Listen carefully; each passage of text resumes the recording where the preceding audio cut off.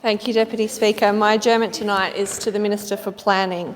The action I seek from the Minister is to commission an independent assessment of the emissions that would result from VIVA Energy's plan to build a gas import terminal in Corio Bay.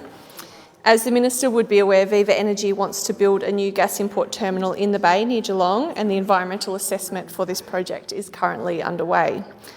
Over the past year, many members of the local community have contacted my office to raise concerns about this project. They're worried about the impacts of a new fossil fuel project for the climate, for the local environment, and also the safety risk it poses to the community. Now that the EES process is underway, locals have contacted us with concerning analysis that VIVA may be deliberately misleading the EES process by undercounting the climate emissions from their project by up to 12 times. VIVA is doing this by failing to count the emissions that would be created by the gas being transported to the terminal. This is why today I'm seeking that as part of that environmental assessment process for the project, the government gets an independent assessment of all the emissions from VIVA's planned project to make sure that they are accurate. The accounting trick that VIVA seems to be trying to pull is an example of how much work the community groups and environment organisations have to do just to ensure that projects don't get a green light based on incomplete and inaccurate information.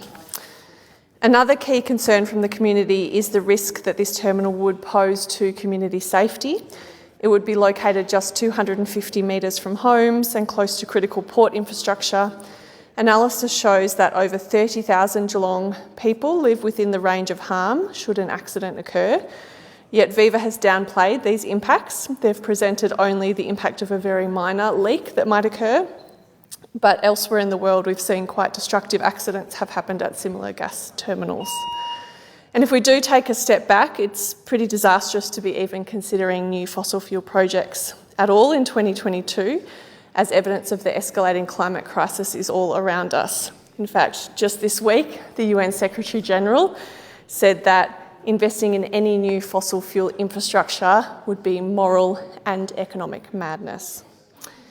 It is just over a year since the Minister for Planning made the welcome decision to reject AGL's energy plan to build a gas import terminal in Western Port Bay on Boonwurrung country, and that was the right decision, and the community was very pleased by it.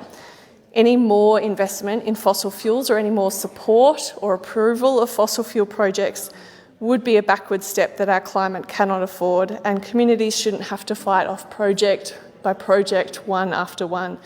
So I implore the government to please reject this project, to focus the government's efforts on getting our state off fossil fuels and off gas. I know they've already hopefully started.